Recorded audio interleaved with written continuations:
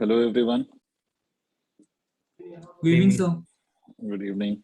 As I remember, we discussed about the equilibrium condition, and I told you there will be two types of equilibrium. One is translatory equilibrium, and another one was rotatory equilibrium. And in the case of translatory equilibrium, you all know that net force on the body should be equal to zero.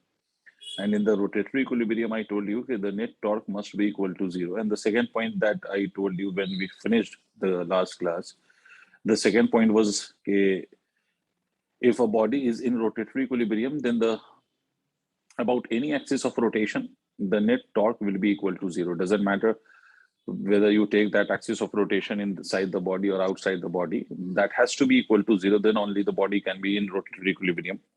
Otherwise, it cannot. है ना? हाँ बोलो.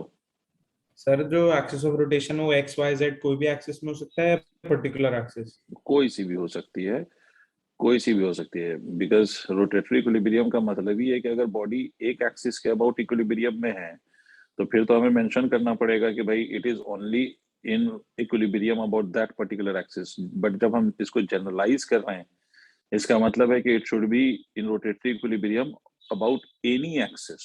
Doesn't matter either it is inside the body or it is outside the body or it is along x axis or y axis or whatever the axis be. ठीक है, उसी बात को observe करते हैं हम. बट उस पे जाने से पहले एक और चीज समझ लीजिए, which is called as couple of force. You need to understand something which is called as couple of force. देखो कपल ऑफ फोर्स का क्या मतलब होता है. If you have, let us say if you have this body, है ना, let me say that we are having a rod here, और इस रॉड पे हमने दो फोर्सेस लगा दिए. एक इधर फोर्स लगा दिया और एक फोर्स इधर लगा दिया, सच दैट कि these two forces are equal and opposite, and if you extend their line of action, so they are not coinciding with each other. मतलब हम इस कह सकते हैं कि they are having two different line of action. Line of action का मतलब है कि वो line along which this force seems to be acting on the body, ये जो line of action of force है वो सेम नहीं है. तो इस केस में ये क्या करेगा, इस बात को ऐसे इमेजिन करने की कोशिश करो. I will just try to make you understand by switching on my video. तो देखो, ये मान लो कि if I have this body and I am pulling this from this side, I am pulling this body downward, and from this side I'm pulling this body upward. And let us consider that these two forces are equal and they are in opposite direction, because from this force I am trying to pull the same body downwards, and with the help of this force I am trying to pull the same body upward. And imagine that if these two forces are equal, तो इस case में क्या होगा, ये वाला जो force है this will try to rotate the body in the clockwise direction, और ये वाला जो फोर्स है this will even try to rotate the body in the clockwise direction, and ultimately this body will rotate. Don't you think so? Because the net force acting on the body is zero. भाई force तो equal and opposite है, तो net force जो body पे लग रहा है that is still equal to zero, right? But इसका जो टॉर्क है, इसका जो टॉर्क है about the axis, any axis that you take, the torque about any axis is not equal to zero. For example, मान लो कि मैं assume कर लेता हूँ कि let this be the axis of rotation which is passing through the center of this rod, and let this be considered as d, and this is also considered as d. मतलब ये जो distances हैं from these two forces, of these two forces from the axis of rotation, वो मैंने d मान लिया है. They can even be different also, but मैंने अभी फिलहाल same मान लिया है. तो अगर आप ये same मान लेते हैं और इस केस में आप इस चीज को ऑब्जर्व करें, तो मैं ये कह सकता हूँ कि ये वाला जो ऊपर वाला फोर्स है this is trying to rotate the body clockwise, और ये वाला जो फोर्स है this is also trying to rotate the same body in the clockwise direction. इसका मतलब है कि इस बॉडी पे दोनों फोर्सेस के जो टॉर्क लग रहे हैं they are acting in the same direction, and so I can claim that कि this body will finally will rotate in the clockwise direction. Am I right? क्योंकि दोनों फोर्सेस की डायरेक्शन बेटे सेम है, मतलब दोनों के टॉर्क की डायरेक्शन सेम है. फोर्सेस तो अपोजिट हैं, but the direction of the torque because of both these forces is same, right Rishik? तो इसका मतलब है कि अल्टीमेटली बॉडी क्या करेगी, बॉडी क्लॉकवाइज में ही तो रोटेट करेगी. ये बात ऐसी है कि अगर मान लो मैं किसी बॉडी पे दो फोर्सेस लगाऊं and the direction of both the forces be the same, then in that case आप यही कहोगे ना कि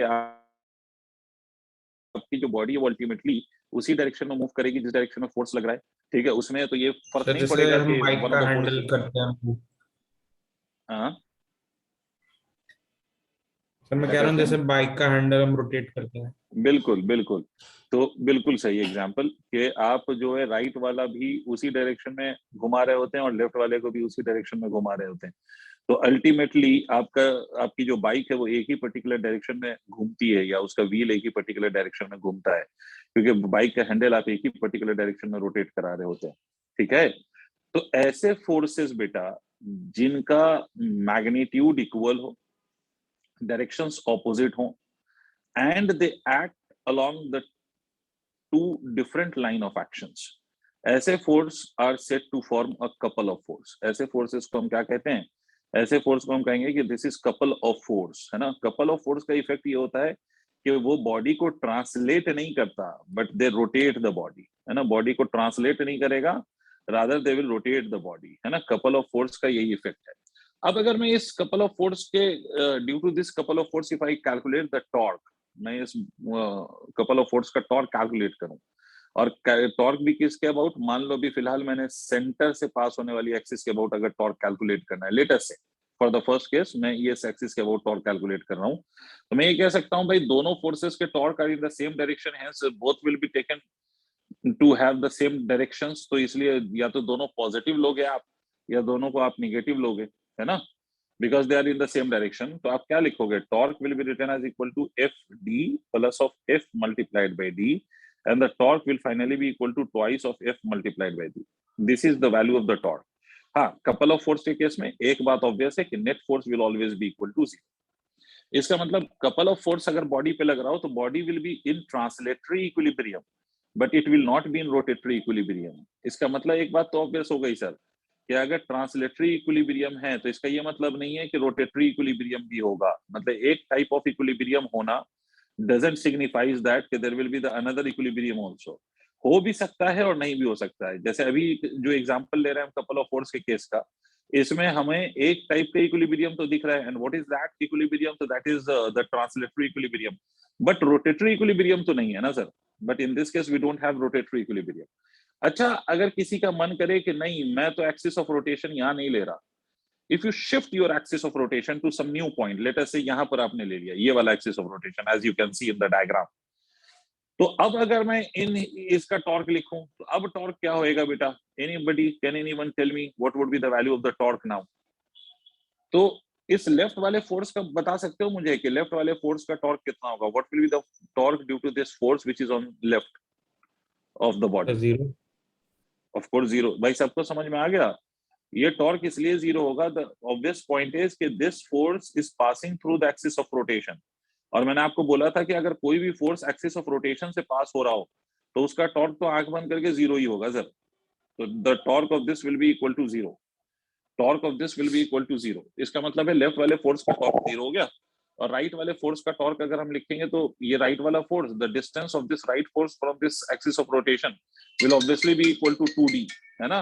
तो टॉर्क कितना यस हो सर। जाएगा? Torque will be two D equal to F. Twice of F multiplied by D. Clear है? यही तो हो जाएगा। एक minute sir, I will get back to you people.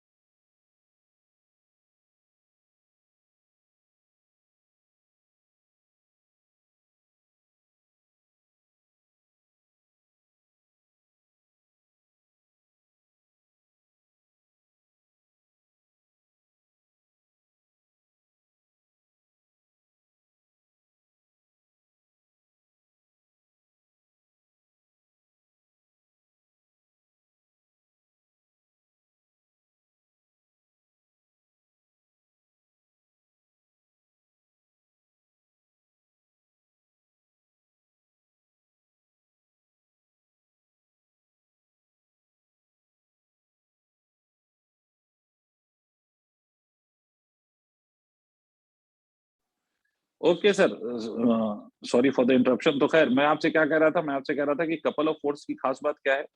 Couple of force की खास बात यह है कि you take the torque about any axis of rotation, the torque due to the couple of force will be same. समझ में आ गई बात? कपल ऑफ फोर्स का मतलब समझ में आ गया कि जब भी कपल ऑफ फोर्स लगेगा तो body will not be in body will not be in rotatory equilibrium but it will be in translatory equilibrium. और दूसरा पॉइंट क्या है कपल ऑफ फोर्स से रिलेटेड, कि कपल ऑफ फोर्स अगर लग रहा है तो you take the torque about any axis of rotation that will be same. मैं ये नहीं कह रहा कि जीरो होगा, मैं ये कह रहा हूं कि सेम होगा, ठीक है, चाहे वो कोई सा भी आप एक्सिस ऑफ रोटेशन ले लें। Is it clear to all? Please respond. Yes sir, clear. ठीक है, तो ये पॉइंट लिखिए जो मैं लिखवा रहा हूं। एक पॉइंट लिखिए, if two equal and opposite force if two equal and opposite force with different line of action if two equal and opposite force with different line of action acts on a body if two equal and opposite force with different line of action acts on a body,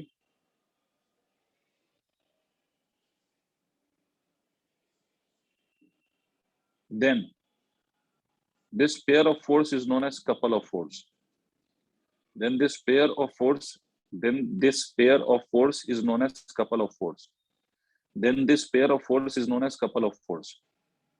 देख लिया sir? Then this pair of force is known as couple of force. तो इस pair of force को हम क्या कहते हैं? Couple of force कहते हैं। Then this pair of force is known as couple of force. लिख लिया बच्चों? Yes sir.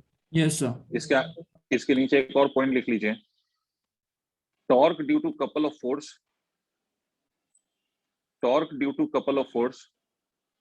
about any axis of rotation torque due to couple of force about any axis of rotation torque due to couple of force about any axis of rotation is always same.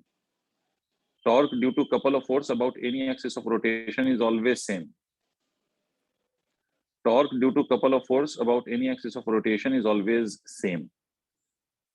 ये भी लिख लिया होगा आप लोगों ने, torque due to couple of force about any axis of rotation is always same.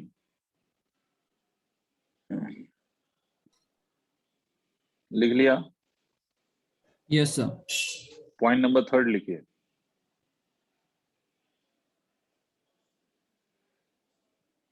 body will be in translatory equilibrium. Body will be in translatory equilibrium. Body will be in translatory equilibrium. Body will be in translatory equilibrium, but in not rotatory equilibrium. Body will be in translatory equilibrium, but not in rotatory equilibrium.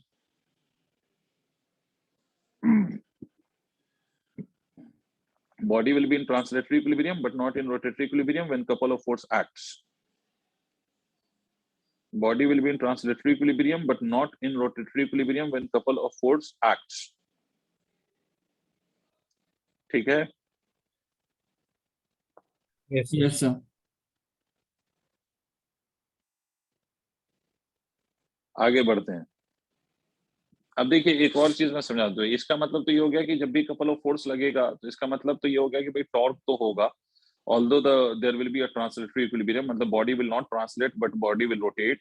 और दूसरा point ये भी है कि भाई couple of force जब भी लगेगा तो उस केस में आपको ये पता है कि उस केस में आप कोई सा भी एक्सिस ऑफ रोटेशन कंसीडर कर लें, you will get the same value of torque. ठीक है, अब दूसरी बात सुनिए सर। दूसरी बात यह है कि मैं आपसे ये दूसरा पॉइंट ये कहना चाह रहा हूँ कि अगर बॉडी ट्रांसलेटरी इक्विलिब्रियम में है तो इट डजंट मींस कि it will be in rotatory equilibrium and vice versa. इसका मतलब है कि एक इक्विलिब्रियम दूसरे इक्विलिब्रियम को इंश्योर नहीं करता है। अगर एक टाइप का इक्विलिब्रियम है तो दूसरे टाइप का भी इक्विलिब्रियम होगा, it is not necessary at all.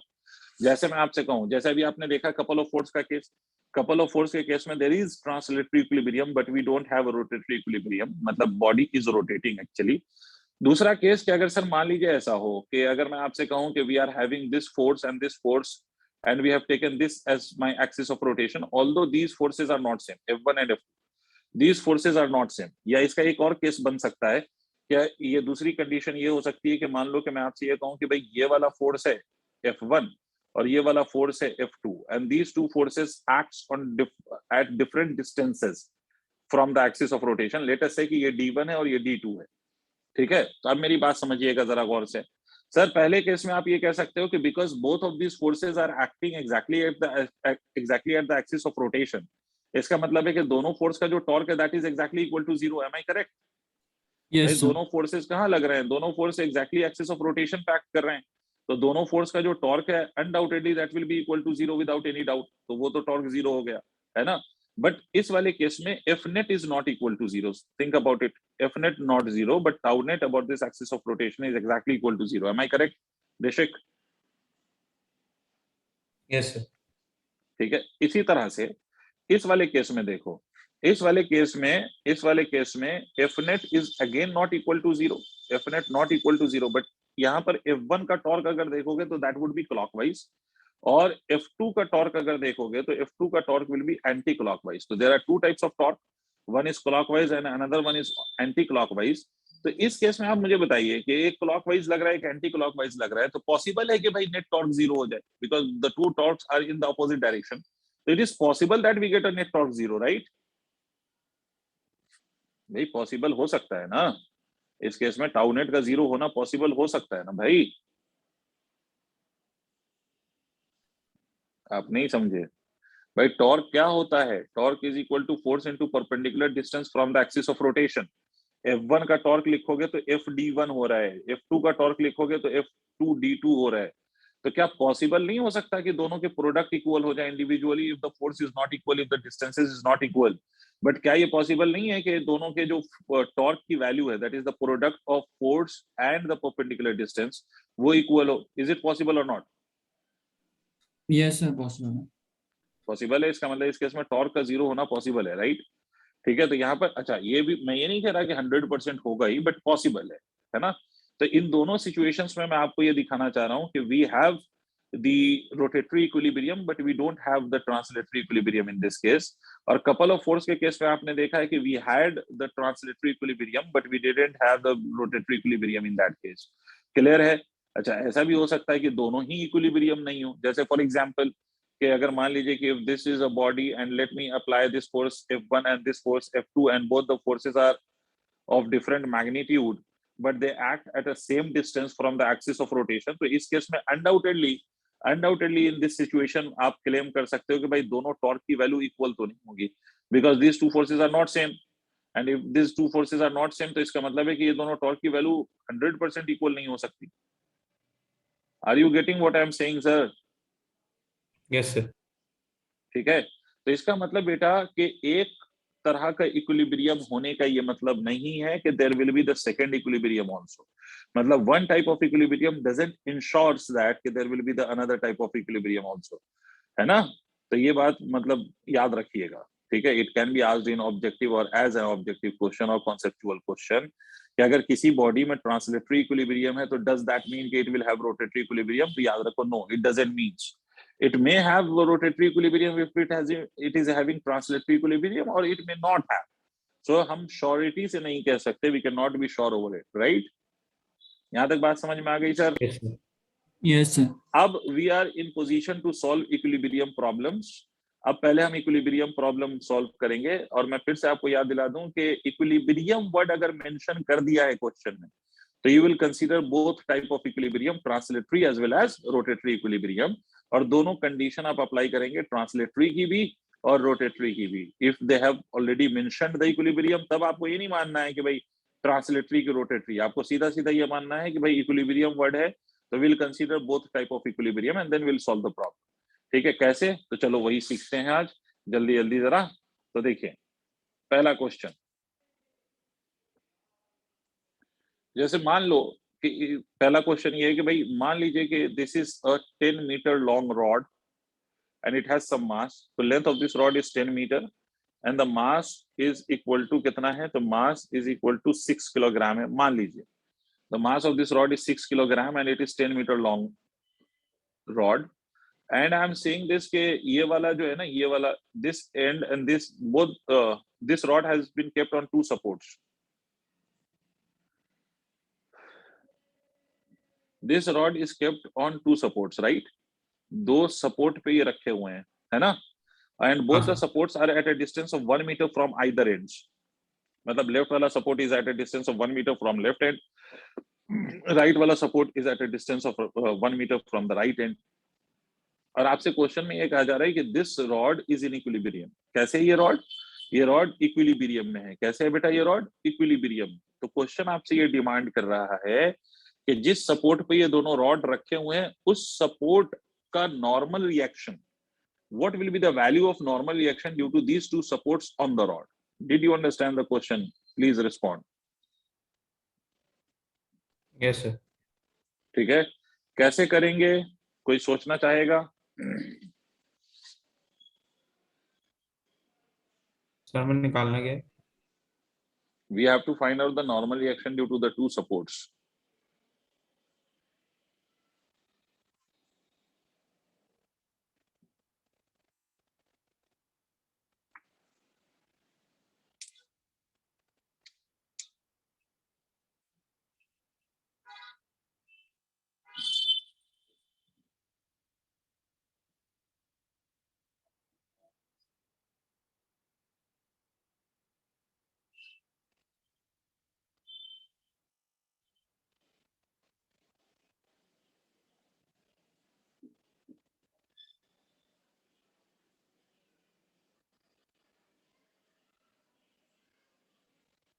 देखो मैं बताता हूं एक, उसके बाद you will be in position to solve these kind of problems. देखो सबसे पहली बात आपको मैंने एक सिखाया था कि whenever you have two bodies in contact, तो perpendicular to the contact there will be normal reactions. Do you remember? We have done this in Newton's laws of motion. याद आया? नहीं याद आया? भाई ये दो सपोर्ट हैं, ये सपोर्ट मतलब सपोर्ट का मतलब है कि दो सपोर्ट पे ये आपका रॉड रखा हुआ है, तो ये जो सपोर्ट्स हैं they are in contact with the rod, right? Yes, sir. तो ये सपोर्ट्स कांटेक्ट में है, किसके कांटेक्ट में? रॉड के कांटेक्ट में है। तो ये क्या करेंगे ये support? They will exert the force of normal reaction on the rod. तो ये नॉर्मल रिएक्शन का फोर्स एक्सर्ट करेंगे रॉड पर। तो अगर ये नॉर्मल रिएक्शन का फोर्स एक्सर्ट कर रहे हैं ऑन द रॉड, तो एक को हम N1 कह लेते हैं और एक को N2 कह लेते हैं। देखो whenever you have more than one support, right, तो उस केस में ऑलवेज डू दिस कि आप दोनों नॉर्मल रिएक्शन को ना, आप नॉर्मल रिएक्शंस को don't consider them as same. अगर वो सेम होगा तो सेम आ जाएगा, नहीं होगा तो नहीं आएगा। आप सेम मत कंसीडर करिए, आप तो दोनों को अलग अलग मान लीजिए। हमने मान लिया दोनों को अलग अलग, ठीक है, क्योंकि in all the cases these two normal reaction due to the two supports will not be same। इस वाले क्वेश्चन में तो सेम आ जाएगा, बट हमेशा सेम नहीं आएगा। तो बेटर आइडिया क्या है कि आपको जब भी एक से ज्यादा सपोर्ट हो या एक से ज्यादा पॉइंट पे कॉन्टैक्ट हो, तो नॉर्मल रिएक्शन फोर्स जो कॉन्टैक्ट का लें आप, वो आप सेम मत कंसीडर करें, वो आप अलग अलग कंसीडर करें। अगर सेम आना होगा आ जाएगा, नहीं आना होगा नहीं आएगा, ठीक। अच्छा, what is the another force which would be acting on this rod? तो there would be mg which will act exactly on the centre of mass. समझ में आई बात? सर सेंटर ऑफ मास पे क्यों? क्योंकि जब भी रिजिड बॉडी होती है तो आपका जो पूरा का पूरा mg का इफेक्ट है वो सेंटर ऑफ मास पे एक्ट करता है, और इसीलिए सेंटर ऑफ मास को हम सेंटर ऑफ ग्रेविटी का भी नाम देते हैं, right? Yes, sir. Yes sir.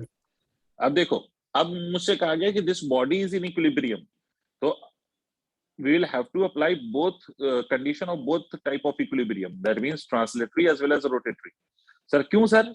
क्योंकि हमसे कहा गया है बॉडी इक्विलिब्रियम में, हमसे ये थोड़ी कहा गया कि body is in translatory equilibrium और रोटेटरी इक्विलिब्रियम। जब भी आपको वर्ड मेंशन कर दे इक्विलिब्रियम, इसका मतलब है you will take both kind of equilibriums.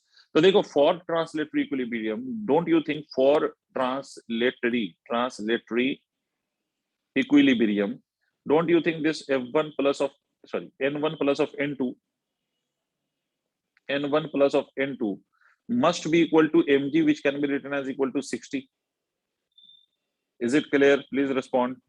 Yes भाई sir. ट्रांसलेटरी Yes, इक्विलिब्रियम तो sir. तभी होगा जब नेट फोर्स जीरो होंगे, और नेट फोर्स जीरो कब होता है? जब upward forces is exactly equal to the downward forces, तो उस केस में नेट फोर्स जीरो होता है। तो सीधा हमने ये कंडीशन लगा दिया। अब दूसरा इक्विलिब्रियम कौन सा होगा? तो undoubtedly there will be the rotatory equilibrium as well. अब रोटेटरी इक्विलिब्रियम के लिए मैंने आपको ये बताया है कि रोटेशन के लिए आप टॉर्क की बात करते हैं, और जब भी आप टॉर्क कंसीडर करते हैं तो you take the torque about some particular axis of rotations, right? But मैंने आपको साथ साथ ये भी बताया कि whenever you have a body in rotatory equilibrium, तो सीधा सीधा आप याद रखिए कि आप कोई सा भी एक्सिस ऑफ रोटेशन कंसीडर करिए ऑफ योर चॉइस। आप कोई सा भी एक्सिस ऑफ रोटेशन कंसीडर कर लीजिए ऑफ योर चॉइस। आपका जो बॉडी है वो हर एक्सिस ऑफ रोटेशन के अबाउट रोटेटरी इक्विलिब्रियम में होगा। सर कैसे पता आपको? सर मुझे इसलिए पता है क्योंकि अगर वो किसी पर्टिकुलर एक्सिस के अबाउट इक्विलिब्रियम में होता, रोटेटरी इक्विलिब्रियम में, तो they will have to mention this. भाई अगर कोई एक पर्टिकुलर एक्सिस के अबाउट कोई बॉडी रोटेटरी इक्विलिब्रियम में है तो उस क्वेश्चन में मेंशन करना पड़ेगा उसको कि भाई इस एक्सिस के अबाउट रोटेटरी इक्विलिब्रियम में है, but it is not in rotatory equilibrium about all other axis. अगर ऐसा कुछ भी मेंशन नहीं है तब तो उसका मतलब यही है कि whatever be the axis of rotation, it will be in rotatory equilibrium about all those axis of rotation. तो अब आपकी मर्जी है सर कहां पर रोटेटरी इक्विलिब्रियम के लिए आप एक्सिस ऑफ रोटेशन कंसीडर करोगे। जैसे फॉर एग्जांपल लेट अस से आई am considering this axis of rotation exactly at the centre. Sir क्या मैं कहीं और कर सकता हूं अज्यूम? बिल्कुल कर सकते हैं। क्या सर उससे आंसर बदलेगा? बिल्कुल नहीं बदलेगा। अगर बदलता तो मैं ये नहीं कहता कि कहीं भी अज्यूम कर लो, कोई फर्क नहीं पड़ता। ठीक है, तो अब देखिए अगर मैंने axis of rotation exactly centre of gravity पे ही मान लिया है तो बेटे मुझे एक बात बताओ, क्या mg का टॉर्क जीरो नहीं होगा बच्चों? क्योंकि mg is passing exactly from the axis of rotation, am I correct? Yes हाँ तो सर। सर। mg का टॉर्क कितना हो जाएगा? mg का torque will exactly be equal to zero. तो mg का टॉर्क जीरो हो गया। n1 का टॉर्क देखो, n1 का टॉर्क तुम्हें नहीं लगता कि n1 यहां से it will be at a distance of 4 metre? Sir what made you say so? I am saying this because I know that the center of mass of the rod lies exactly at its geometrical center. ठीक है, yes sir. तो geometrical center की जो distance है from both the ends that will be equal to 5 because the rod has a length of 10 metre, तो दोनों की जो distance होगी वो 5 मीटर होगी। 1 मीटर की दूरी पे तो ये सपोर्ट रखा हुआ है, तो इसका मतलब है कि 4 मीटर हुआ सपोर्ट की दूरी फ्रॉम द सेंटर। तो that is why I write it as 4n1।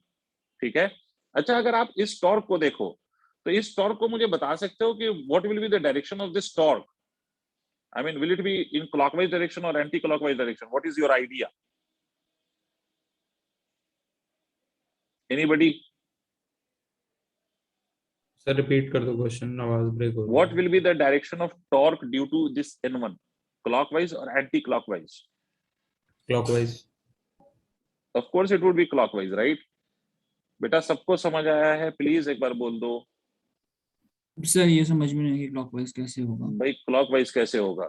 आपको मैंने बताया था कि आप अपने राइट हैंड की फिंगर्स को स्ट्रेच कीजिए in the direction of the force. किया बच्चे? Yes sir. कर लिया? And you just curl the fingers in the direction of force. तो आप अपने राइट हैंड की फिंगर्स रखेंगे ना तो ये ऐसे रखी जाएगी, बिल्कुल ऐसे straight. And when you will curl this, तो ये जो फिंगर का टिप है ना that will be pointing along Y axis. Yes sir. पक्का? आ रहा है ये जबरदस्ती है सर कह रहे हो? सर आ रहा है। आ रहा है।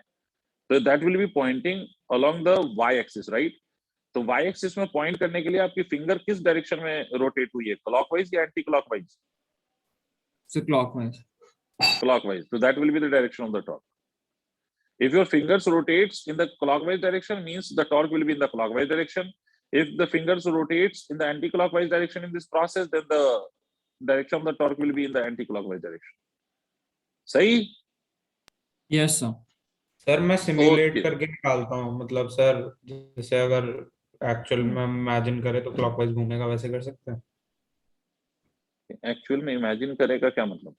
सर मतलब जैसे अगर एक पेन रखा है और उसे हम लेफ्ट साइड से ऊपर करते हैं तो क्लॉकवाइज ही बिल्कुल घूमेगा। बिल्कुल बिल्कुल, you can choose any method which suit you or which you can understand easily, doesn't matter। वो भी वही कर रहे हैं हम। हाँ बिल्कुल सही कह रहे हो। You see it practically, और हम एक वो बता रहे हैं इसी बात का तरीका। You have nothing in front of you to make it rotate, तो उस केस में आप सिंपली ये कह सकते हो कि ऐसे रख लो फिंगर्स को and then just curl the fingers and you will get the direction। बिल्कुल सही कह रहे हो, उसमें कोई इशू नहीं है। ठीक है ऋषिक? Yes sir. ठीक है। अच्छा इसी तरह से अगर हम इस वाले का टॉर्क देखें n2 का, तो undoubtedly it will be in the anti clockwise direction. See this, हाँ सर। यस है एंटी ना? क्लॉकवाइज। Very good. तो it is coming out anti clockwise direction. तो अगर आपने क्लॉकवाइज को पॉजिटिव लिया है तो undoubtedly you will have to take the anti clockwise direction to be as negative. तो मैं लिख सकता हूँ 4n2, इससे भी distance is 4, this whole must be equal to 0 for the rotatory equilibrium। From this I can claim that 4n1 is equal to 4n2, and from this further we can write n1 is equal to n2। है ना, n1 की value किसके बराबर हो गई, n2 की value. तो ये fortunately in this case n1 is coming out exactly to be equal to n2, but ये हमेशा होगा ये जरूरी नहीं है, क्योंकि in very next problem n1 will not be equal to n2। तो डोंट जस्ट मेमोराइज दिस के n1 n2 के बराबर ही होता है, इट मे और मे नॉट। ठीक है, तो अब ये वैल्यू यहाँ रख दीजिए, तो ये आप कह सकते हैं इस वैल्यू को उठा के इक्वेशन 1 में रख दीजिए, तो you can claim twice of n1 is equal to 60 और n1 is equal to 30, and whatever is the value of n1, the same will be the value of n2. So this is how we tackle the problems related to the equilibrium. ठीक है, and equilibrium के problem जब भी होंगे तो you will consider both kind of equilibrium, translatory as well as rotatory. Both of sort of equilibrium you will have to consider at the same time. Is it done? Please note it so that we can go for the next questions.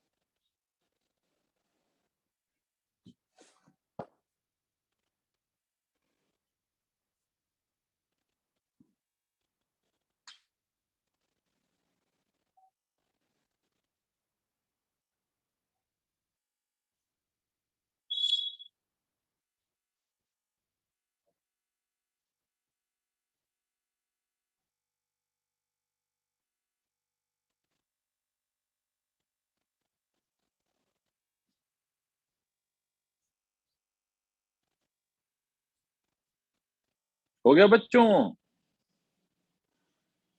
हाँ sir. Yes sir. ठीक है, तो चलो इसी question में एक variation करते हैं। Let me take the rod again.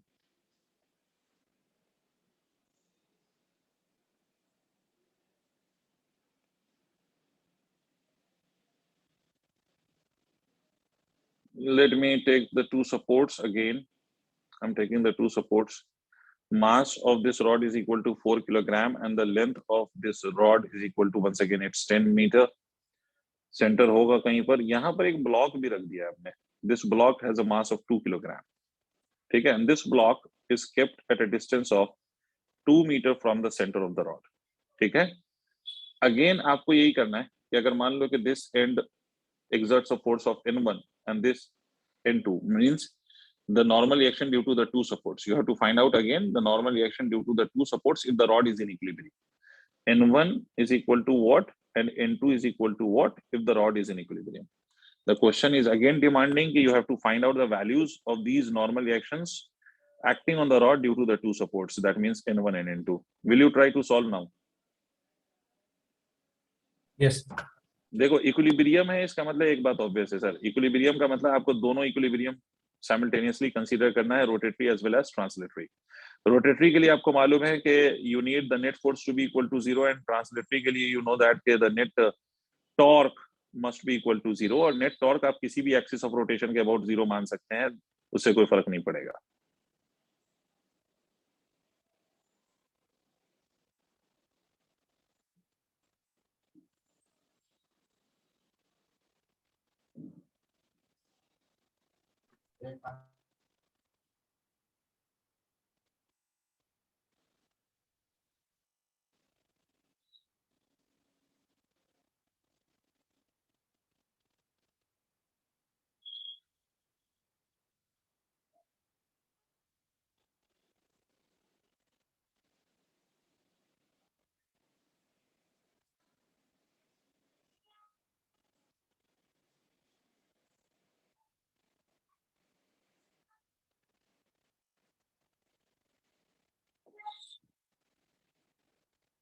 Please go ahead. अच्छा एक बात और मैं बता दूं ऋषिक एंड अदर्स कि भाई ये जो ब्लॉक है that will also block will exert a force on the rod as well as rod will also exert the force on the block, but rod block पे जो force लगा रहा है उससे हमें मतलब नहीं है, because we are observing the equilibrium condition of the rod not of the block। ठीक है, तो ब्लॉक रॉड पे कितना फोर्स लगा रहा है that we have to consider, block पे रॉड कितना फोर्स लगा रहा है उससे हमें मतलब नहीं है फिलहाल।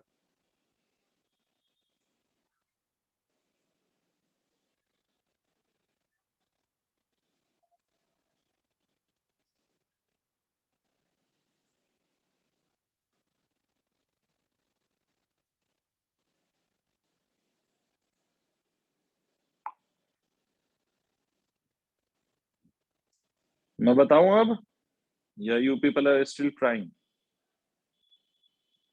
Sir 1 minute.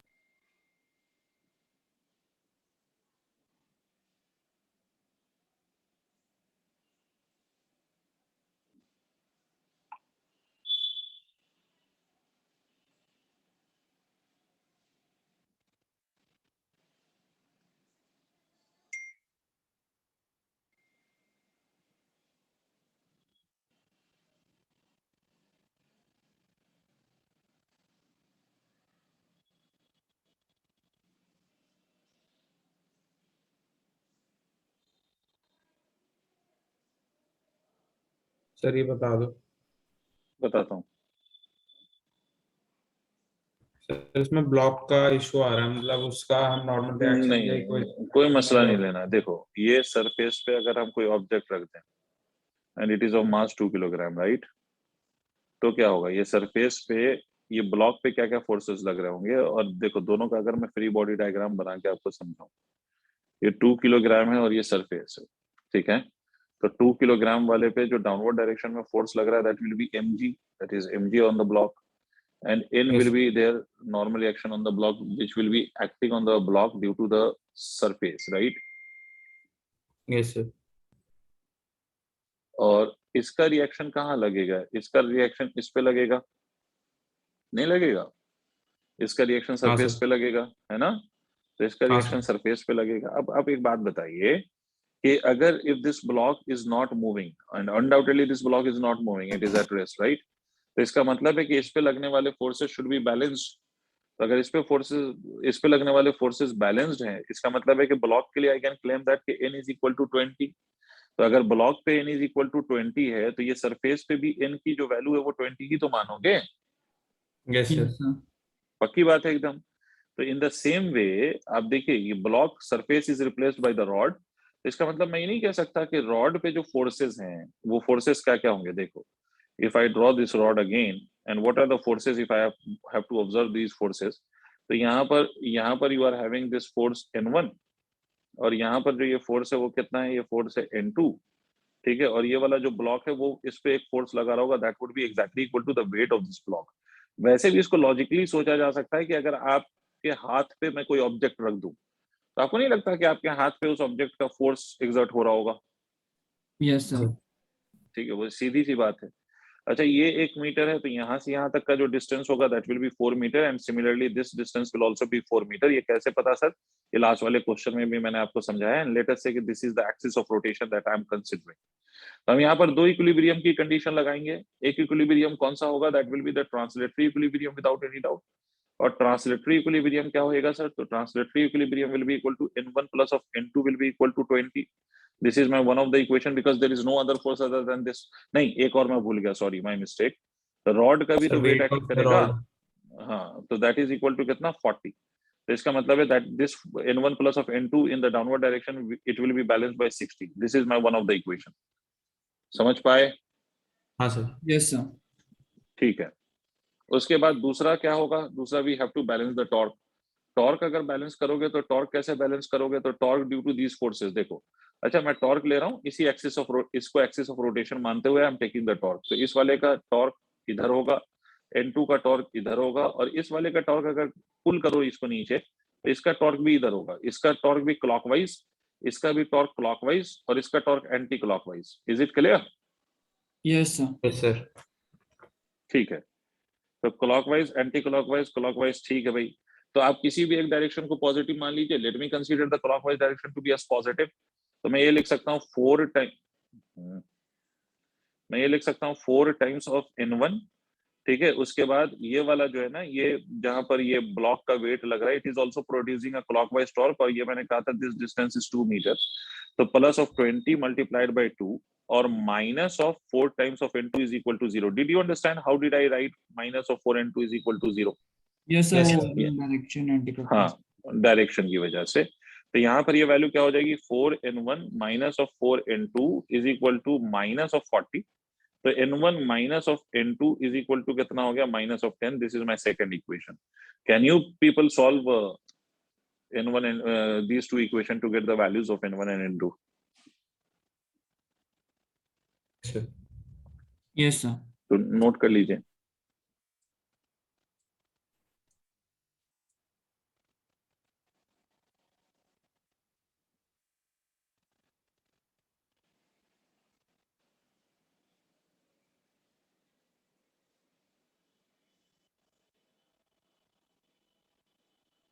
सर इसमें मुझे डाउट था कि 2 kg वाला भी हम्म, N3 लगा रहा होगा। नहीं उसको n3 भी कह लो, n कह लो, n3 कह लो, क्या फर्क पड़ेगा। बट उसकी वैल्यू कितनी होगी, तो उस n3 की वैल्यू ही तो mg के बराबर है ना बच्चे। नहीं समझा? नहीं सर। मतलब जो जो ब्लॉक जो नॉर्मल रिएक्शन लगा रहा होगा ऑन द रॉड, उसकी वैल्यू एग्जैक्टली कितनी होगी, तो उसकी वैल्यू ही तो exactly weight of the rod के बराबर होगी। हाँ सर, लेकिन वो लेफ्ट साइड पे नहीं होना चाहिए N1 प्लस N2। है लेफ्ट साइड का मतलब? Sir N1 plus N2 plus 20 is equal to 40। भाई वो डिपेंड करता है आपने किस साइन, मतलब किस डायरेक्शन को पॉजिटिव माना है। सर अगर हम अपवर्ड को ले लें।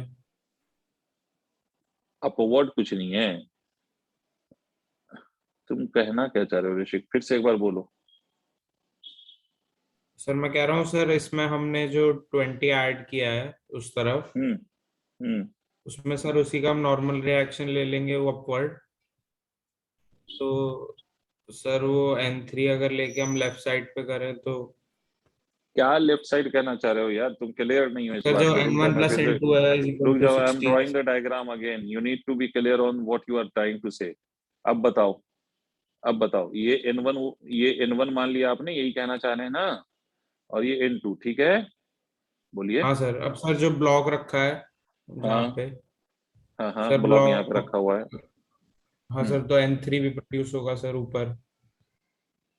भैया वो कौन लगाएगा ब्लॉक पे, वो n3 जो लगेगा वो रॉड लगाएगा, बोलो हाँ। हाँ सर। रॉड लगाएगा ना। मैंने अभी आपसे क्या कहा कि आप ब्लॉक पे इक्विलिब्रियम की कंडीशन लगा रहे हैं या रॉड पे? रॉड पे। तो आप नेट फोर्स जब आप बात कर रहे हैं तो रॉड की बात कर रहे हैं ना, नेट फोर्स की या नेट टॉर्क की? हाँ सर। यार आप ब्लॉक को रॉड पे रखेंगे तो रॉड ब्लॉक पे फोर्स लगाएगा अपवर्ड डायरेक्शन में, तो यस सर। ब्लॉक भी तो बदले में रॉड पे फोर्स लगाएगा डाउनवर्ड डायरेक्शन में। हाँ सर। पता नहीं तुम कंफ्यूज कहाँ हो रहे हो, मुझे ये नहीं समझ में आ रहा, फिर भी चलो। नहीं आपके सर, कहने सर का मुझे मतलब समझ। इस ब्लॉक पे फोर्स लगा, n3 कह लेते हैं, n3 n1 जो भी, मतलब n जो मन करे आपका, कह लिया, नहीं सर, कहिए। मैं समझ गया सर, अभी N3 ब्लॉक पे लग रहा है तो नहीं लिखेंगे। हाँ। हाँ, ये ब्लॉक पे लग रहा है, उसका जो रिएक्शन है वो हाँ। रॉड पे लग रहा है। n3 का जो रिएक्शन है वो, n3 तो मैंने लिखा है, बट अपवर्ड डायरेक्शन में क्यों नहीं लिखा, डाउनवर्ड में क्यों लिखा? Because we are talking about the equilibrium of the rod. तो जब हम रॉड की इक्विलिब्रियम की कंडीशन लगा रहे हैं तो फिर तो हम सारे फोर्सेस, सारे टॉप रॉड पे लिखेंगे ना बेटे। Yes sir. अगर हम ब्लॉक की इक्विलिब्रियम की कंडीशन लगा रहे होते तो फिर ब्लॉक के लिए लिख रहे होते, समझे? Yes sir. ठीक है। अब देखिए, अगर आपको इक्वेशन में अभी भी कोई इशू हो तो पूछिए।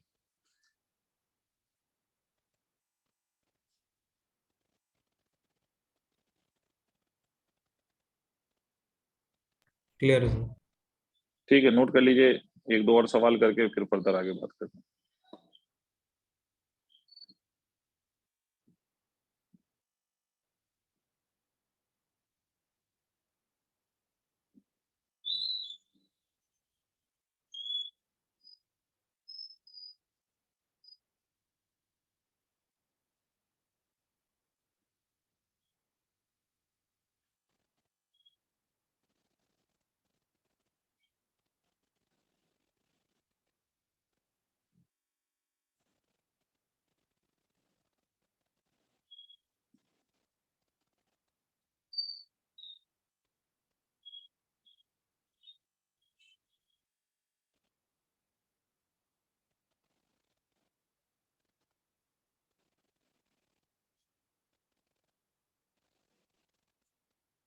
नोट कर लीजिएगा तो बताइएगा प्लीज।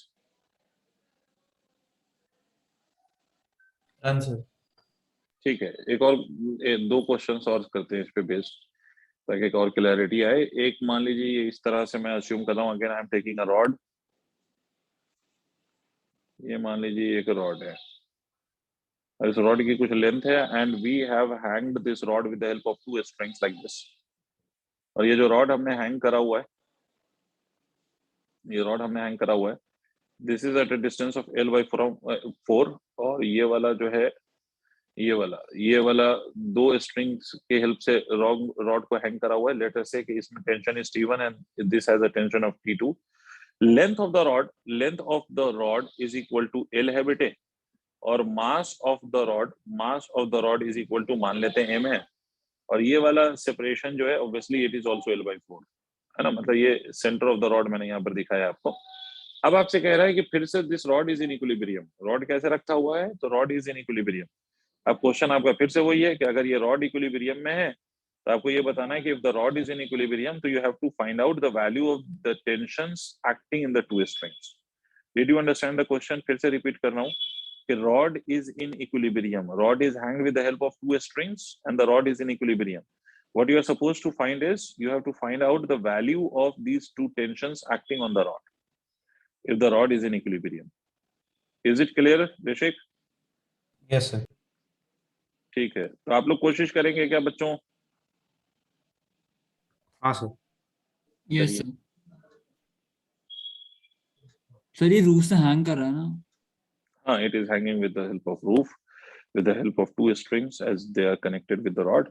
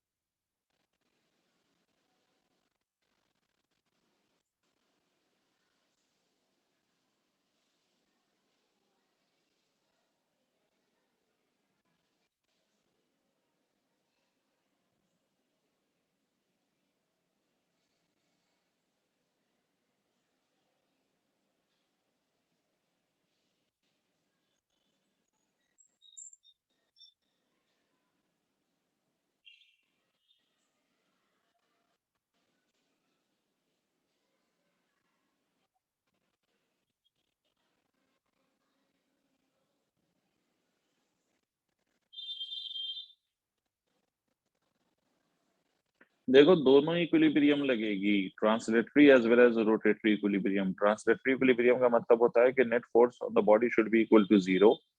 रोटेटरी इक्विलिब्रियम का मतलब होता है net torque on the body should be zero about any axis of rotation.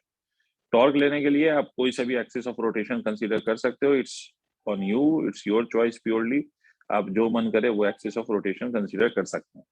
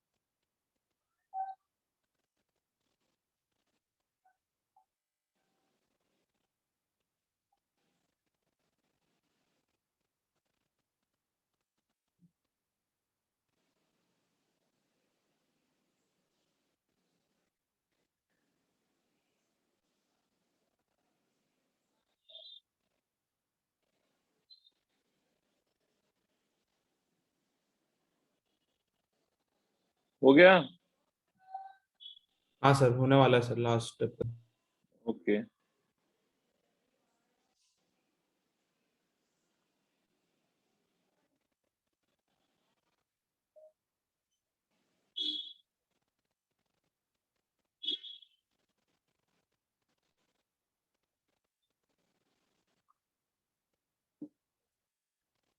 Sir हो गया सर, वेरी आंसर गुड। भेज चलो दें? मैं आप सॉल्व करता हूँ।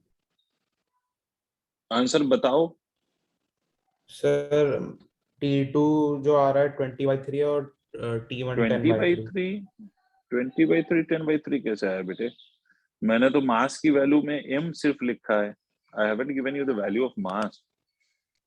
नहीं नहीं हैव सर, आई वो गिवन यू M एनी मैं डेटा? भूल गया सर बोलना। सर M ही है वो उसके साथ। अच्छा, m ही है, चलो ठीक है।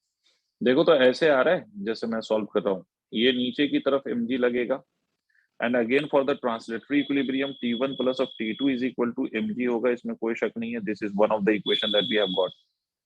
दूसरा, अगर मैं टॉर्क की इक्वेशन ले लूं, and let me consider the torque की equation about the centre of mass itself, तो ये वाला L/2 हो जाएगा। तो यहाँ पर आप ये कह सकते हो कि T1 का torque T1 multiplied by L/4 minus of, sorry, L/2 minus of T2 multiplied by L/4 लिख सकते हैं, and this must be equal to 0 because इस वाले का टॉर्क इसको इधर घुमाएगा और ये वाले का टॉर्क इसको इधर घुमाएगा। तो इसका मतलब है कि हम लिख सकते हैं T1 L/2 is equal to T2 multiplied by L/4। 2 2 the 4, L से L कैंसिल हो जाएगा, तो T1 is equal to T2/2 आ जाएगा क्या? This is my second equation. अब इस वैल्यू को आप सब्स्टिट्यूट कर दीजिए, कहां पर? यहां पर कर दीजिए। तो आप क्या लिखेंगे? T1 प्लस ऑफ T2, है ना? तो T2 की जगह हम लिख सकते हैं 2T1 is equal to mg, right? तो 3T1 is equal to mg, और T1 is equal to mg/3 आ रहा है ना? Once you have got T1, you can write the value of T2. So T2 will be equal to 2mg/3. देखो अगर समझ में आया हो तो आप लोगों के। हाँ सर, मेरे भी सेम आया, बस सर मैंने G10 रख दिया है और M बोलना हाँ भूल कोई गया। बात नहीं, चलो जी को आप, जी की वैल्यू आपने पुट कर दी, ठीक है, कोई बात नहीं।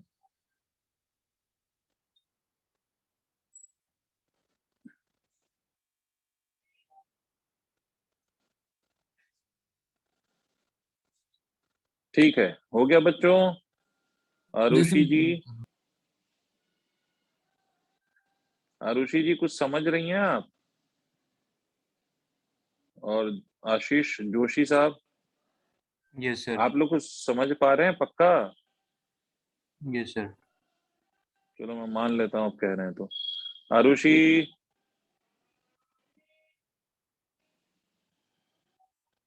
चलो भाई, आरुषि नहीं बोल रही है।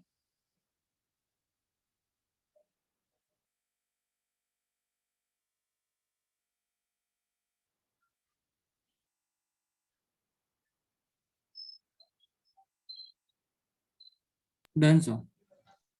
Very good. एक क्वेश्चन और करते हैं फ्रॉम एनसीईआरटी, उसके बाद फर्दर हम आगे बात करेंगे। तो ये क्वेश्चन है एनसीईआरटी से, and you can find this question in NCERT. ये मान लीजिए कि ये नॉन यूनिफॉर्म रॉड है। What NCERT is saying, it's a non uniform rod. Non uniform rod, इसका मतलब है कि अगर ये नॉन यूनिफॉर्म रॉड है और इसकी जो लेंथ है that is 2 metre, I write it separately. इसका क्या मतलब हुआ? इसका मतलब ये हुआ कि mass is not uniformly distributed over the length of the rod. एक तो होता है यूनिफॉर्म डिस्ट्रीब्यूशन ऑफ मास का, इसका मतलब है कि हर unit length of the rod will have the same mass. एक मतलब तो ये होता है कि यूनिफॉर्म डिस्ट्रीब्यूशन हो, तो उसके इसमें यूनिफॉर्म रॉड हम कह सकते हैं।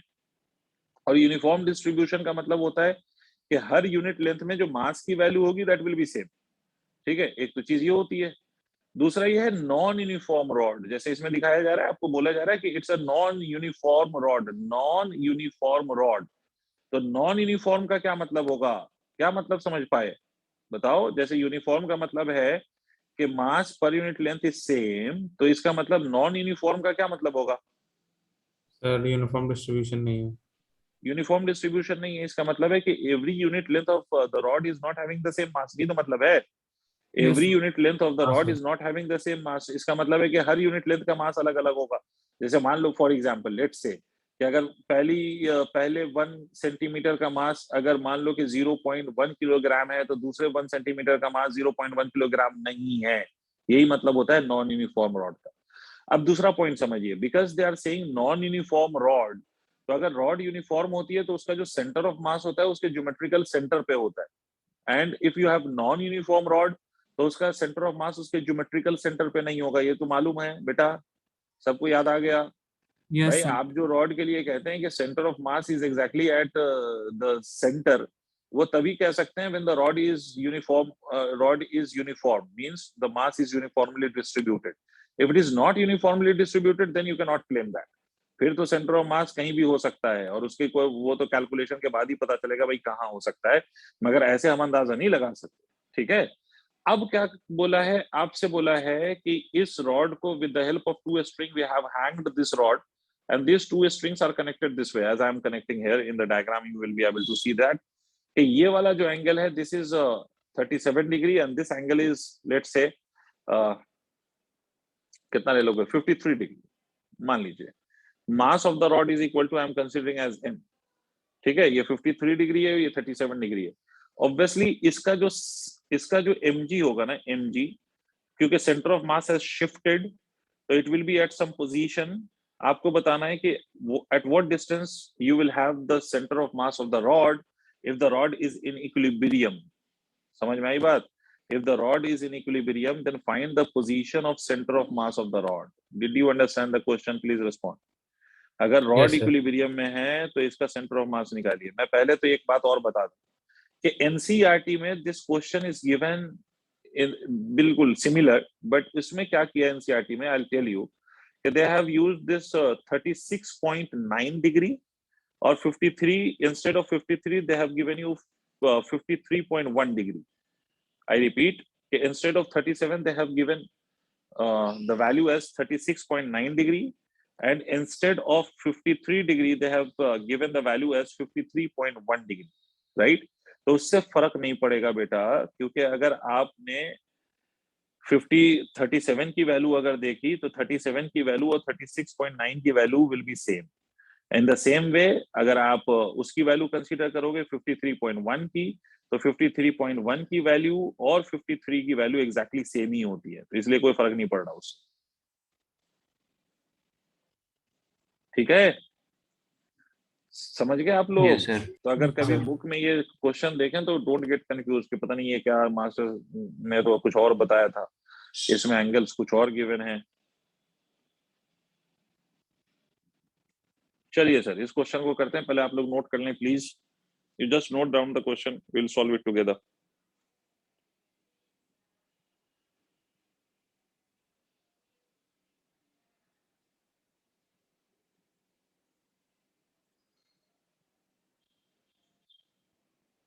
सर टेंशन को टी लेंगे इसमें? Tension is not same, undoubtedly the string is not same, so tension is not same. Let me consider one as T1, another one I'm considering as T2। तो पहले आप लोग क्वेश्चन नोट कर लो, then I'll solve this।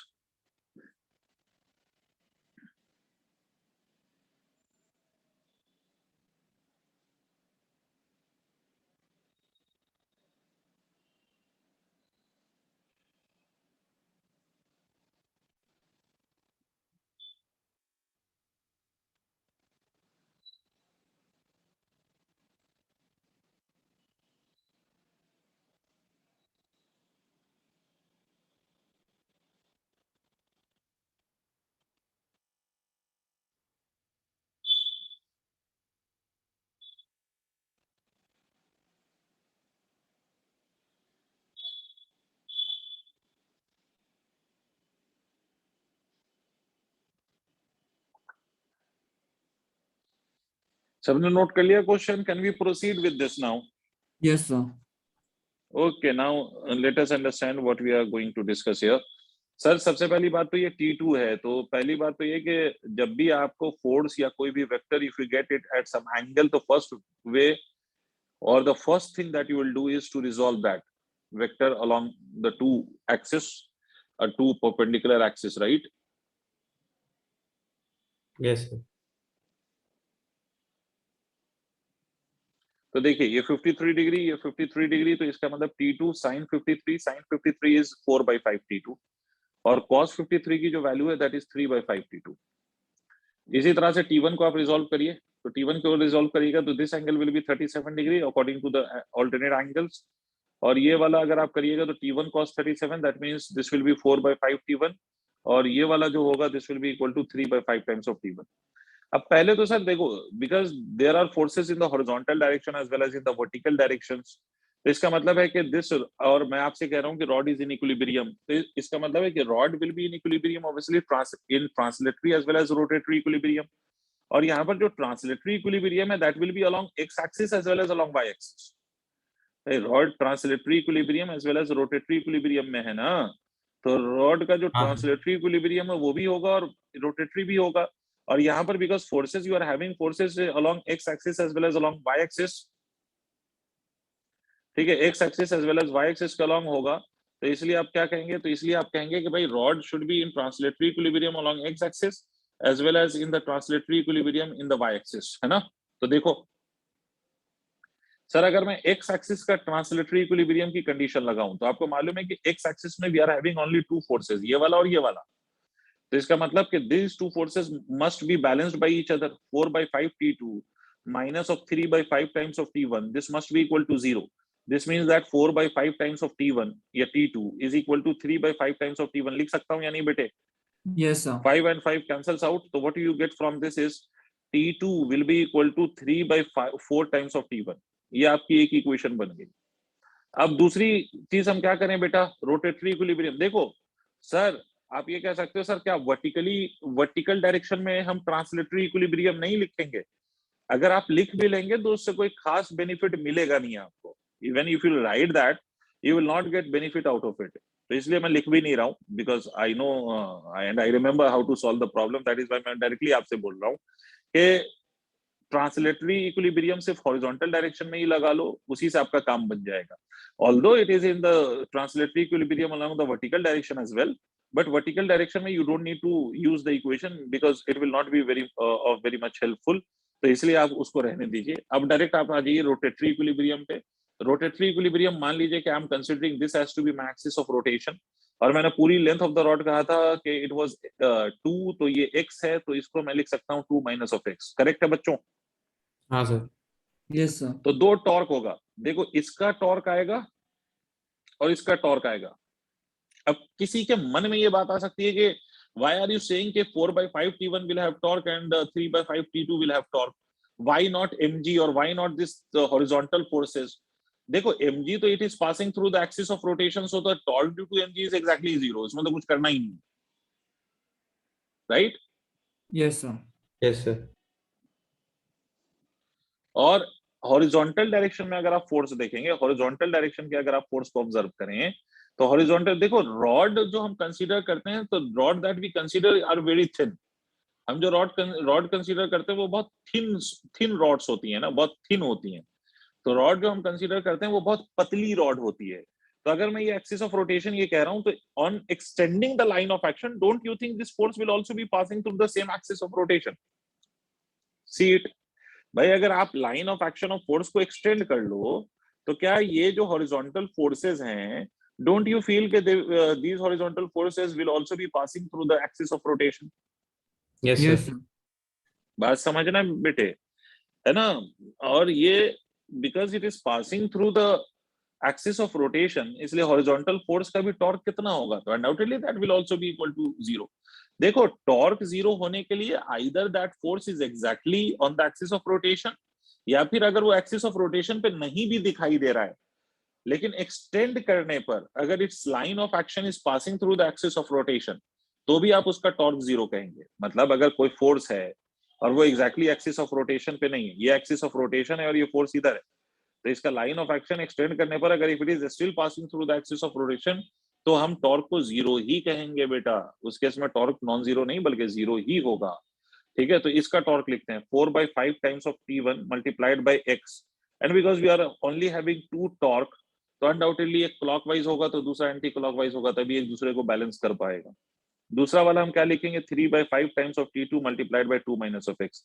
Are you getting this? Please respond. Yes sir 5 and 5 will cancel out this one again. ठीक है, हमें x की वैल्यू चाहिए, t2 और t1 का रिलेशन मुझे मालूम है, तो can I write 4 t2 times of x is equal to 3, sorry 4 t1 times of x is equal to 3 t2 की जगह आप क्या लिख लेंगे, 3/4 times of 2 minus of x, ऐसा लिख सकते हैं। सॉल्व करिए तो I have left out something I guess, फिर से मैं लिखता हूँ। यहाँ पर आप लिखेंगे 4 t1 टाइम्स ऑफ 18/25 आ रहा है x, देख लेते हैं, 3 into t2 will be written as 3/4 times of t1 multiplied by 2 minus of x. This t1 and this t1 goes, यहां से हो जाएगा, यहां से हो जाएगा 4 times of x is equal to 9/4 times of 2 minus of x, and from this you can get the value of x. Is it clear?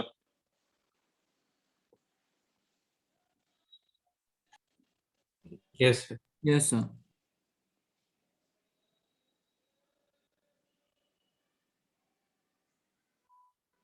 Please note this.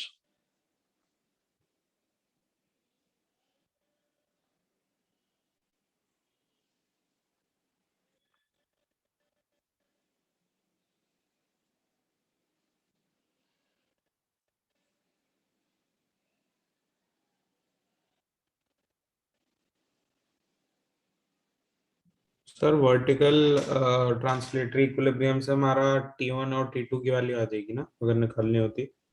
हाँ, वो यूज कर सकते हो, either you can use the horizontal translatory relation और vertical, मतलब अगर उसको लिख भी लोगे तो यू विल मतलब you don't require to solve this question, हाँ सर, है ना, तो T1 मतलब T2 आइदर, निकालना होता तो करते। हाँ, if you want to find out T1 and T2 exactly, तो फिर आप वो कर सकते हो कि you will take the translatory equilibrium and the rotatory, you will form the two equations in terms of T1 and T2, and then you will simplify to get the results. But because they didn't ask the value of T1 and T2 in this question, that is why I'm not going for that.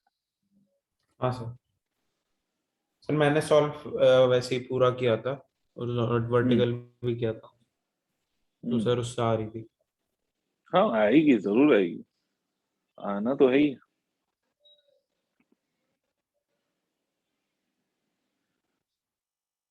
Please everyone note it down. Done sir. Okay, so we move to the next portion of this. तो यहाँ तक जो भी हमने करा है from the last class till today's class, we have talked about the equilibrium condition and we have discussed equilibrium, और इसमें आपको मैंने बता दिया है चीजें, and we have solved few questions also. अब क्या बेटा, अगर इक्विलिब्रियम नहीं हो तो क्या होगा? इक्विलिब्रियम जरूरी थोड़ी है कि इक्विलिब्रियम में ही हो बॉडी, मतलब जरूरी थोड़ी है कि नेट टॉर्क जीरो ही हो या टॉर्क बैलेंस्ड ही हो, it is not necessary, right? तो अब दूसरा केस है जिसको समझने के लिए we will understand the relation between torque, moment of inertia and angular acceleration. So next is relation between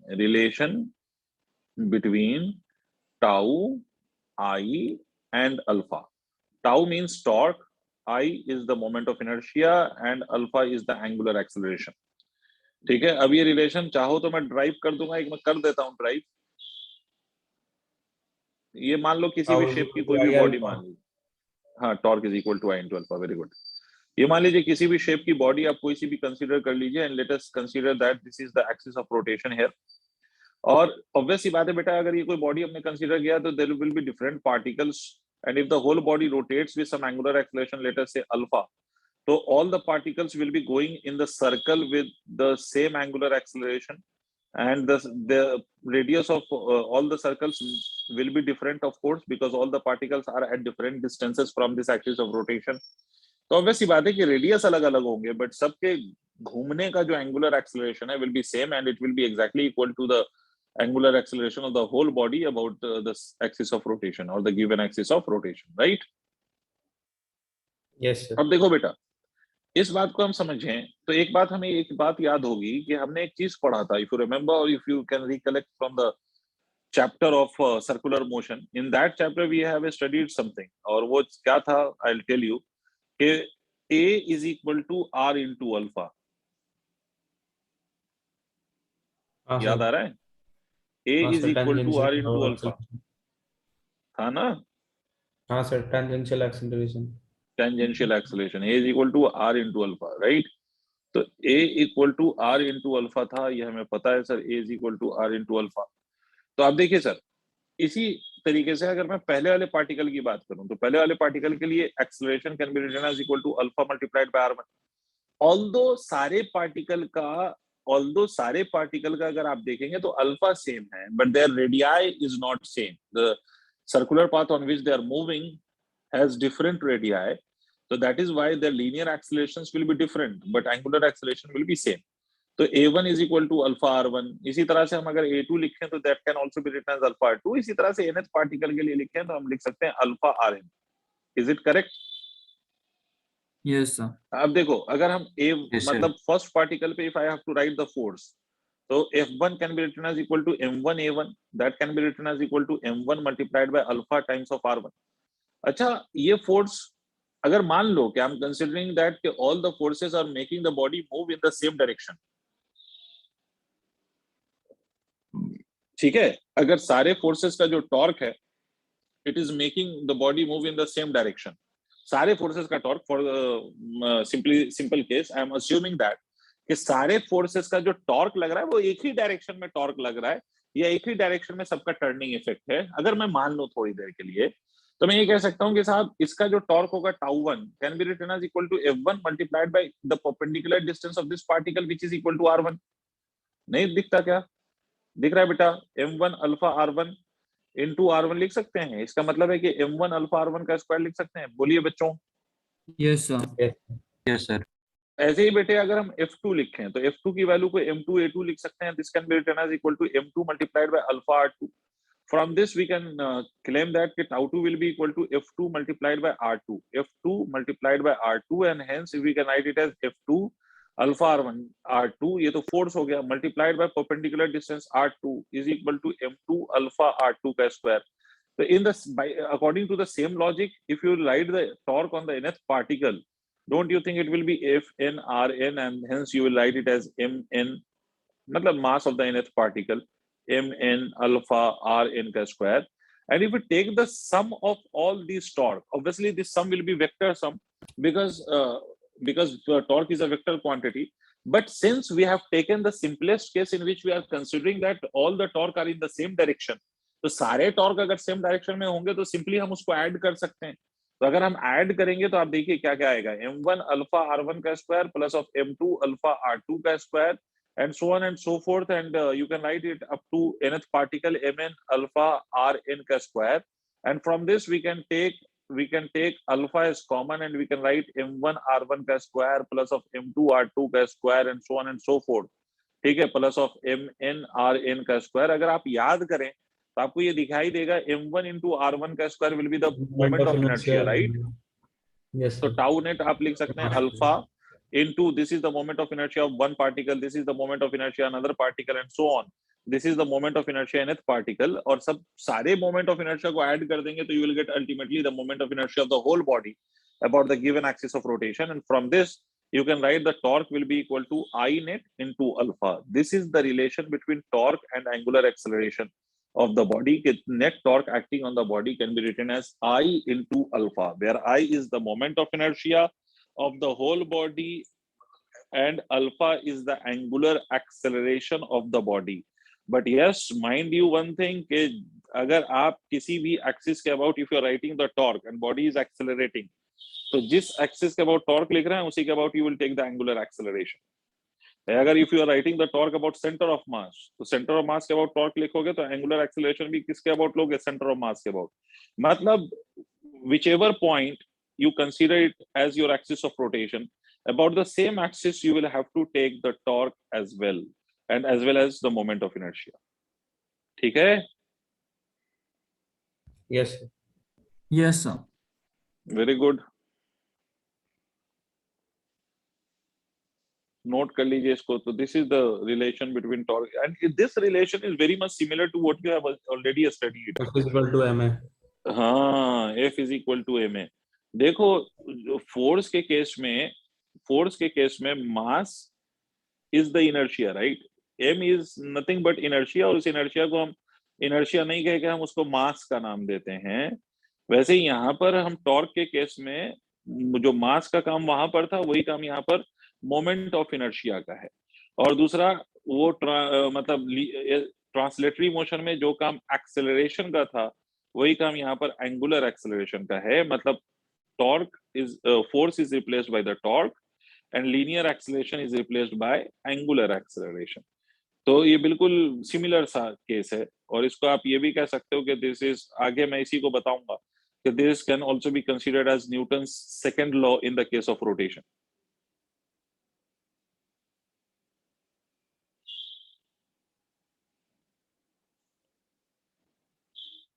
इसको नोट कर लीजिए बच्चों।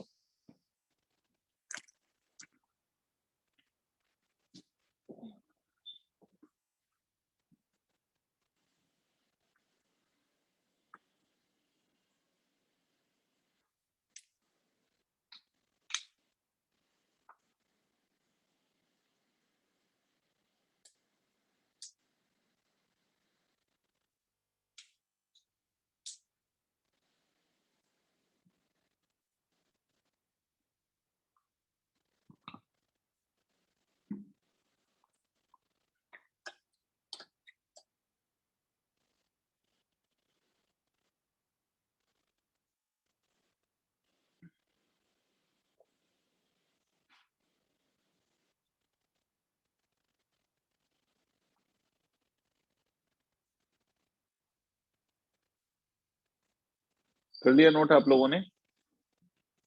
Yes sir.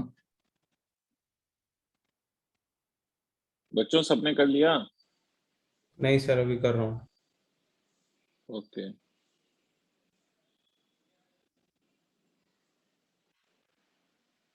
Yes, sir. Complete. जी Sir, done. हो गया? हाँ सर, लिख लिया। ठीक है। तो ये रिलेशन है torque is equal to I into alpha का, है ना। जैसे मान लो कि इस पे बेस्ड एग्जाम्पल पहले समझिए इस रिलेशन को समझने के लिए। ठीक है, इस रिलेशन को समझने के लिए इस पे बेस्ड एग्जाम्पल समझते हैं। मान लीजिए मैं आपसे कहता हूं कि भाई ये एक डिस्क है या पुली है, जो भी कह लें आप, ये जिसका मोमेंट ऑफ इनर्शिया मान लीजिए कि 0.20 kg metre square. This is the moment of inertia of this about the axis of rotation that I have shown you by the cross. ठीक है, इस पर हमने ऐसे स्ट्रिंग लगा दिया है। ठीक है, और इस पुली का जो रेडियस है, रेडियस नहीं बल्कि इसका मैं मास दे देता हूं आपको, mass is equal to 2 kilogram let us say, and we have wrapped a string onto this pulley and we are pulling this end of the string with a force of 10 Newton. ठीक है, आपसे पूछा जा रहा है कि what is the value of alpha, मतलब what is the value of angular acceleration of this pulley, because when देखो पुली पे आपने क्या किया हुआ है, you have wrapped the string onto the pulley and you are pulling one end of that string. तो obvious सी बात है कि this pulley will rotate about its axis of rotation और नॉट। जैसा वो होता है ना, वो रेस में होता है, कुआं कुआं कुआं कुआं समझते हो, वेल। Yes sir. तो देखो सर, सीधी बात है कि ये फोर्स है और इसका परपेंडिकुलर डिस्टेंस, क्योंकि ये जो मोमेंट ऑफ इनर्शिया गिवन है वो इसके अबाउट गिवन है, इसका परपेंडिकुलर डिस्टेंस अगर मैं फोर्स को परपेंडिकुलर डिस्टेंस से मल्टीप्लाई कर दूं तो इस एक्सिस के अबाउट मुझे टॉर्क मिल जाएगा। But the only thing is that कि we don't know the value of this perpendicular distance. But हमें एक बात गिवन है कि पुली जब भी बोला जाए ना कि whenever you have a pulley तो you will consider a pulley as a disc. अगर if it is not mentioned otherwise, अगर और कोई नाम मेंशन नहीं है तो आप तो पुली को हमेशा कैसा मानेंगे, you will consider it as a disc. तो अगर आपने पुली को डिस्क कंसीडर कर लिया तो याद करिए कि पुली का जो मोमेंट ऑफ इनर्शिया होता था वो mr²/2 होता था। मोमेंट ऑफ इनर्शिया आपको गिवन है 0.20, mass of this pulley is given as 2, ये r स्क्वायर है, divide by 2, this 2 and this 2 will cancel out, तो r स्क्वायर मतलब r will be equal to under root of 0.20। Am I correct?